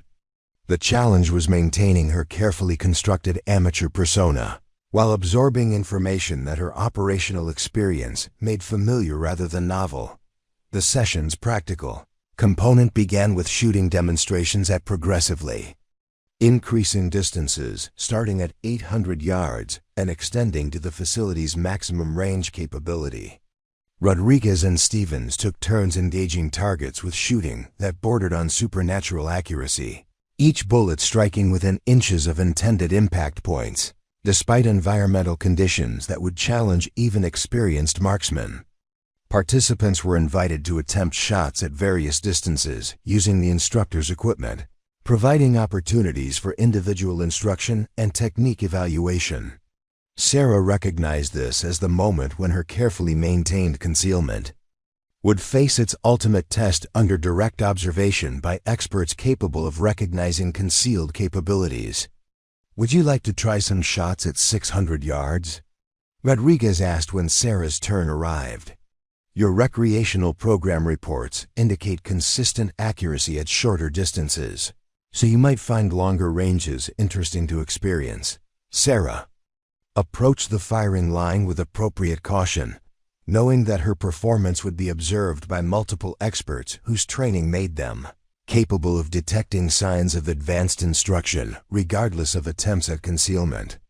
Her shooting position and equipment handling would need to appear competent, but not professional to maintain credibility. The rifle was a precision instrument far exceeding recreational program standards, equipped with advanced optics and adjusted to specifications that most civilian shooters never encountered.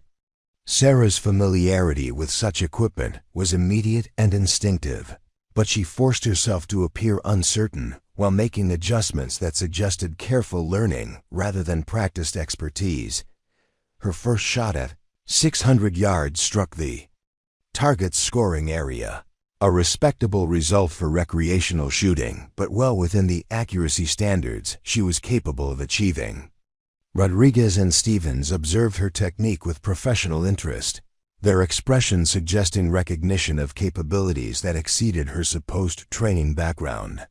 "Excellent shooting," Stevens commented while observing her target through high-powered optics. "Your form and technique suggest someone who's had quality instruction. Have you worked with precision rifle systems before today?" The question was posed casually, but Sarah recognized it as another probe designed to gather information about her actual background and training history. Her response needed to acknowledge competence while avoiding claims that might invite detailed verification or expose concealed expertise. "I've been studying precision shooting techniques through reading and observation," Sarah replied while maintaining focus on the rifle rather than meeting Stevens' analytical gaze. "The recreational program instructors emphasize proper fundamentals, so I try to apply what I've learned as carefully as possible." Stevens nodded while making mental notes that Sarah suspected would be shared with other personnel who'd been observing her activities with increasing attention. The demonstration continued with additional participants, but she noticed that Rodriguez and Stevens maintained particular interest in her performance and technique throughout the remaining exercises. As the session concluded with equipment cleanup and final instruction, Sarah realized that her period of anonymous participation in recreational activities had definitively ended. The expert observation she'd received during the demonstration had provided Rodriguez and Stevens with sufficient information to recognize capabilities that contradicted her documented amateur status. Her drive home that afternoon included counter-surveillance procedures that confirmed her suspicions about increased monitoring of her activities. The unmarked vehicles and electronic surveillance artifacts she'd noticed previously had become more obvious, suggesting that investigation had intensified beyond discreet inquiry into active surveillance operations. That evening's secure communication session included final consultation with former colleagues who'd been monitoring the deteriorating situation and preparing extraction protocols for implementation if circumstances required immediate departure from her civilian identity. Their guidance confirmed that her cover had become unsustainable and that decisive action would soon become necessary for preserving operational security and personal safety. Sarah's apartment received final preparation for potential emergency departure, with essential items positioned for immediate access and compromising materials secured for destruction if circumstances demanded complete abandonment of her current location and identity. The carefully constructed life she'd built over nearly 2 years was approaching its expiration date, and she needed to prepare for decisions that would determine her future survival and freedom. The next morning, everything changed in an instant. That would reveal Sarah's true identity to the world. A gunman burst into the Riverside complex during peak training hours. His military-style assault, targeting the facility's main conference room, where visiting dignitaries were reviewing security protocols. Staff Sergeant Parker was among the first to respond, but the shooter's elevated position and superior firepower pinned down all rescue attempts. Multiple hostiles, unknown count, Parker radioed desperately from behind inadequate cover. "We need immediate tactical support." Sarah was in the parking lot when the shots began. Through her car window, she could see the shooter's position, an impossible 1,400-yard shot through the facility's upper windows. With crosswinds gusting unpredictably and innocent lives hanging in the balance. Without hesitation, Sarah retrieved her precision rifle from her vehicle's hidden compartment. Her wheelchair forgotten, she positioned herself using the car for support, her body settling into a shooting stance that seemed to defy her supposed paralysis. At Master Sergeant Rodriguez, taking cover nearby, watched in stunned disbelief as Sarah chambered around with movements that belonged to someone far beyond recreational training. "That's impossible at this distance," Rodriguez whispered. Sarah's breathing slowed to combat rhythm. Wind speed, atmospheric pressure, target movement calculations that had kept her alive through dozens of missions, processed automatically. The scope's crosshairs settled with surgical precision. One shot.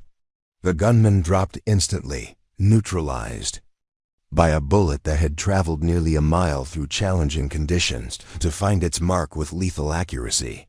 Silence fell across the complex as Sarah slowly lowered her rifle, meeting the amazed stares of everyone who'd witnessed the impossible. Shot. Staff Sergeant Parker approached cautiously, his expression mixing awe with sudden understanding.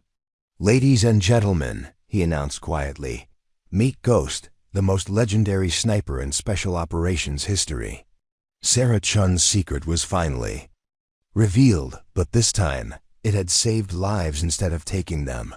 What did you think of Sarah's incredible transformation? Drop a comment below, and don't forget to subscribe for more amazing true stories that will leave you speechless. Hit that notification bell so you never miss our latest incredible tales of hidden heroes among us.